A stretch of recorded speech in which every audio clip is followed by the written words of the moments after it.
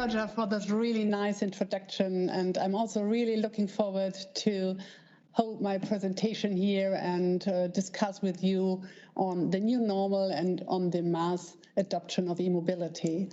So, ladies and gentlemen, what do I want to talk about? It's really three important questions that I want to look for. First, where do we stand in 2021 in terms of e-mobility? Second, how will Volkswagen drive the transformation to e-mobility? And finally, what is the role of charging infrastructure in this endeavor? So let's start with a fundamental change that has taken place in recent weeks. So e-mobility is no longer the technology of the future, it's really now the technology of the present. So if you have seen recent numbers, you know what I'm talking about. More and more EVs can be seen on the roads, increasing numbers of customers are making the switch. And it's not only the high society, but it's really the middle of society now that is driving electric cars, neighbors, colleagues, friends. And when looking at the numbers, these are really compelling. So in Europe, overall sales of EVs, BEV and hybrids are more than tripled from Jan to September, despite coronavirus and against all general market developments. And if you look alone in Germany, nearly 200,000 BEVs were registered in 2020. And the Volkswagen Group really is a strong driver with a market share of about 30%. So we can say that really electric cars are becoming the new normal. And this holds true because e-mobility is fun to drive, suitable everyday use, and affordable right now. And there's another interesting finding. Private customers are changing faster than fleet customers. So while fleet normally hold a market share of about 65% in the overall market, it's only 50% in the overall electric car market. So there's still some room for improvement. I want to share some numbers from the Volkswagen Group to give you a little flavor of where we are and what we really are looking for. So in the years to come, we anticipate that, of course, e-mobility will gain more and more speed in Europe and worldwide. And we at Volkswagen have just launched the ID.3 and the ID.4, so our first model from a completely new all-electric vehicle family. And this is only the beginning. As you can see on the slide, by 2030, the group will offer about 70 all-electric models, and we will invest in the upcoming 5 years about 35 billion euros in e-mobility, 35. So, and to a large extent also in the European market.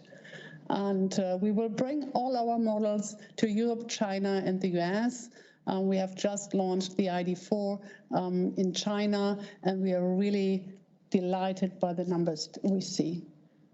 And overall, we plan to bring about 26 million BEVs to market from today until 2030. So we're really not talking small numbers, but really a big transformation. Yeah. So, and we as Volkswagen, we will continue with the largest e-mobility push. We believe in that market, and not only e-mobility, but of course driving also towards automotive. E-mobility for us is a key driver to achieve the goals of the European Green Deal. We still don't know exactly what the 55% target means for the automotive industry, but it's quite clear that we will have to further increase the share of EVs and plug-in hybrids by 2030. We at Volkswagen are ready and willing to do so. And with the new MEB platform, we have already developed the technological backbone for this. So the MEB really covers a wide range of segments, as you can see, from compact to sedan. The whole ID family will be based on this platform. So it's Audi, it's Skoda, it's Seat, and its Volkswagen commercial cars will also launch models based on this platform. And we are sharing this platform already with partners like Ford. So, and this is a big change all over. So with that MEB, it really enables us to drive enormous economies of scale and thus create the basis for making EVs accessible and affordable to many people. And at the same time, the MEB exploits the full possibilities of e-mobility. So this is high ranges of up to 550 kilometers and fast charging up to 125 kV. A new level of digitalization allows updates and upgrades over the air, more space than ever in the interior, and a low total cost of ownership, already on par or even lower compared with combustion engine vehicles. And it's exactly this which are the striking arguments for both private customers and fleet managers. And we currently notice increasing interest by companies in our ID family, and I'm sure we see more and more demand from this side in the near future. So as you can see, we are putting the cars on the road. Customers are ready to switch. Now what we really need is adequate charging infrastructure. A sufficient charging infrastructure is absolutely crucial for the success of e-mobility and the Green Deal in general. And this is the only thing I'm a little bit worried about at the moment. Currently, public charging is really on its way to become a bottleneck. And you know, according to earlier calculations, Europe will at least have 30 million electric vehicles on its road by 2030. And the EU Commission estimated that we will need about 3 million public charging points by 2030. Currently, we are at 200,000. And of course, it's not only about numbers, just as Roger already mentioned, it's also about quality, allocation, charging power. So I think it's really worthwhile having a deeper look at the impact on Europe's charging infrastructure. First of all, we need to take into account that the European Green Deal will raise the pressure. New tighter CO2 goals will bring additional EVs on our roads.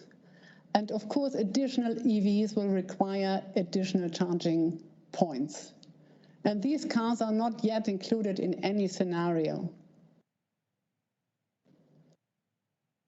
Furthermore, with that, we will see a general shift from home charging to more public charging. Why is that? It's because in the future, when we really look for the whole customer group, we have more and more customers who won't have their own parking space. And we believe that more than 50% of all car drivers in Europe won't have any access to home charging. So currently, we think that 85% will charge at home or at work. This will change as we really need to find a solution for the ones who don't have any access to home charging.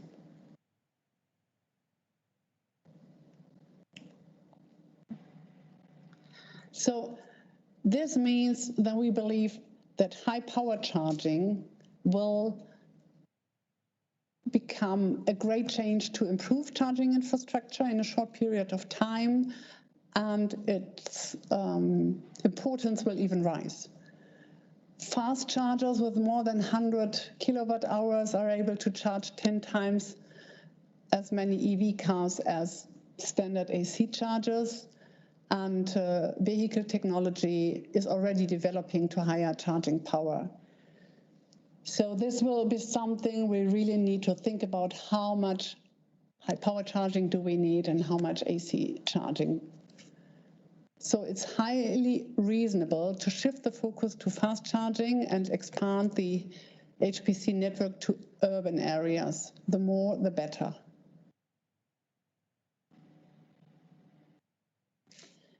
So to sum it up, by 2030, we will need 3 million chargers, plus or minus a significant number and still to be defined.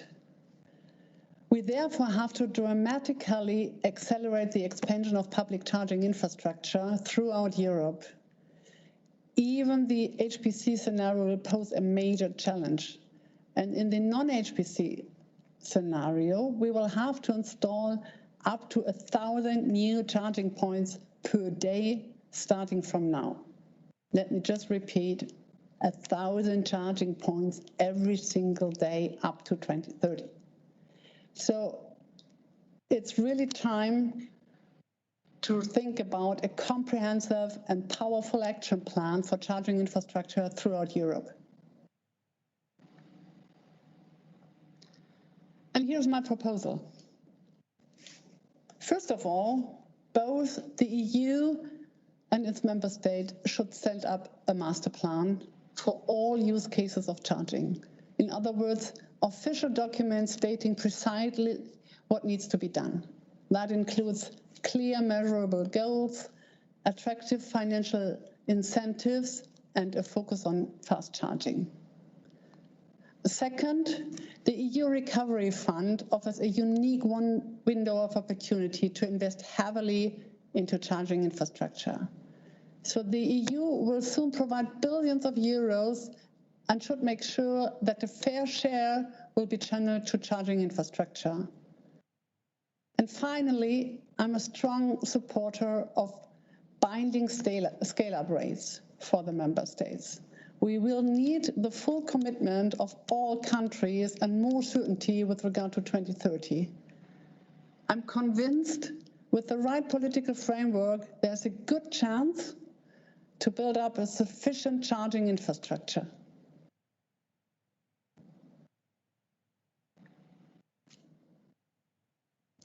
Ladies and gentlemen, the transformation towards e-mobility and the shift to renewable energy will bring challenges, but also new opportunities for both our industries. This is especially true when it comes to vehicle-to-grid. We will soon have millions of EVs on the street. All of them are equipped with the battery, offering a growing storage capacity. At the same time, energy providers and network operators are faced with increasing volatility due to renewables. With that in mind, vehicle-to-grid is a perfect match. It offers the flexibility highly needed by the energy system. It helps to exploit the full potential of renewables instead of switching them off in times of oversupply, and thus it will accelerate the transformation towards 100% renewable energy. And vehicle-to-grid also offers a lot of business opportunities.